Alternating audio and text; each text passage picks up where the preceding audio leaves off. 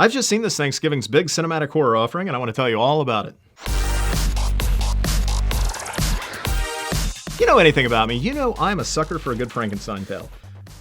Or a bad Frankenstein tale. Seriously, call something Frankenstein, I'll be there. From Mary Shelley's novel, to the Universal Monsters run, to the amazing Hammer cycle, to the more current versions of the character to hit screens big and small, the character has been reinvented and reinvented countless times.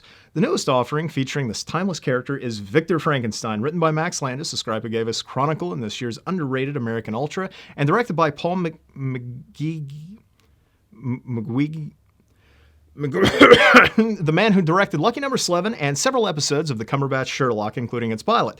But the question is this new film more Universal and Hammer in terms of quality and approach, or is it more Van Helsing and I, Frankenstein? The film focuses not so much on the tale we already know and love, at least not at first. Rather, the film is told through the eyes of not Frankenstein, but his assistant Igor, played here by Daniel Radcliffe. It's Igor's story that drives the film, and it's from his point of view that we witness the rise of a young medical student named Victor Frankenstein, played by James McAvoy, who will eventually recruit Igor to help him with his inevitable experiments to create life from death and raise up a stitched-together creation of his own making. The first thing worth noting, this being a horror show after all, is that Victor Frankenstein, even for its source material, is not a horror film, not at all. Not even a little bit. It's a buddy movie, it's an adventure, it's occasionally an action flick, a coming-of-age story, and romance, but horror? Not at all. And this is through no failure of the filmmaker's attempts. Rather, this movie simply isn't concerned with horrifying its viewers.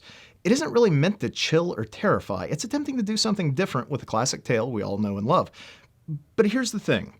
This is no Van Helsing. It's no I, Frankenstein. In fact, I'd say it's far more in the vein of, say, last year's Dracula Untold. Not a horror film, but absolutely horror-friendly, all steeped in gothic horror imagery while employing numerous genre tropes. Victor Frankenstein treats us to a wonderfully realized Victorian London, along with some great creature work. Frankenstein's initial creation is a homunculus created from a monkey. Homunculus? Brad Homunculus? Homunculus? Homo something. Yeah, and cuts a creepy figure once it's revived, leading to one of the film's big action-y chase set pieces. Regrettably, this creation appears to be crafted solely using CG, but with a clever way it's employed, it works more often than it doesn't. But the film's crowning achievement, the creature we all expect from any telling of this story, is an entirely practical effect, or at least it appears to be. And it is glorious. Massive, monstrous, impressive as hell. Imagine a Hammer-era David Prowse playing Karloff's version of the old Universal monster on steroids. The reveal of this big guy brought a smile to my face in the film's final act, and I'm so glad the trailers and television ads haven't yet spoiled his reveal. And speaking of those bits of marketing, they don't do the film justice, playing up the action and the lame humor. Humor, it's worth noting, which is only lame when taken out of context and repurposed by the ads, but which works far better in the film itself. Now, I did mention that the creature pops up in the film's big finale, and that's worth discussing too. For those expecting a simple retread of Mary Shelley's novel, this ain't it. The bulk of the movie almost plays as a prequel to the original story before the big finale rewrites Shelley and tells its own tale. And as mentioned earlier, it's all seen through Igor's eyes, except he's not really Igor. Rather, he's a nameless hunchback living his life out in a cruel carnival setting before the title character comes to his rescue, seeing in this young man the potential for greatness that could rival his own. Victor repairs his new pal's back, gives him a home and a job as his assistant, and bestows the name Igor upon him, for a surprising reason that's revealed well into the film and I won't spoil here. The friendship that is struck between these two drives the story and works so well because of the performances from Daniel Radcliffe and James McAvoy. They're both fantastic in their roles.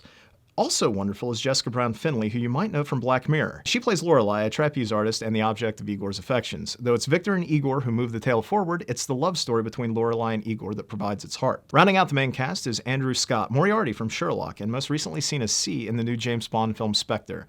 While Scott's performance as Moriarty is known for being fairly over the top, he's very subdued here as Detective Inspector Turpin, a God-fearing man who finds himself appalled by Frankenstein's experiments and driven to stop him more by his faith than his duties as a man of the law. There's a surprising development regarding this character that acts as a fun nod to previous tellings of this story. Props must also be given to the film's director for shooting such a lovely, kinetic film. There are some wonderful montages in the film, along with a great motif where both Igor and Frankenstein can see any person, animal, or creature and imagine its inner workings, as these great medical diagrams are overlaid on the various bodies as they study them. And hats off to writer Max Landis for penning this script, finding an intelligent, entertaining way to retell the Frankenstein story in an engaging and modern way without feeling the need to add pointless superheroics into the mix. Or gargoyles. Or steampunky designs. This is the second script of Landis's to hit screens this year after the vastly underrated American Ultra, and joins his earlier effort Chronicle as being a solid part of a strong body of work. I can't wait to see what he does next. And now look, I don't want to get into spoilery territory. The movie's just been released, and I don't want to reveal the movie's plot beat for beat, so I'll just wrap up this review by saying that if you're a fan of the Frankenstein story, this is one of the better tellings we've had on the big screen in quite a while. Probably since the Branagh De Niro version in the mid-90s. It's gorgeous, smart, fun. It's a great retelling of a classic story full of heart and black humor. I had a blast with the movie, and if there's a follow-up, which the finale seems to hint at, I plan to be there opening day. And when you check it out, let me know. Do you agree with me? Do you disagree with me? What are your thoughts on the film? And maybe go ahead and let me know what your favorite Frankenstein movie is. Make certain to like, subscribe, share, scream at us on Facebook or Twitter. We are at Scream Addicts, or scream at me personally. I am at Jinx1981. That's Jinx1981. Until next time, fellow Scream Addicts, thanks so much for watching. We'll see you next time.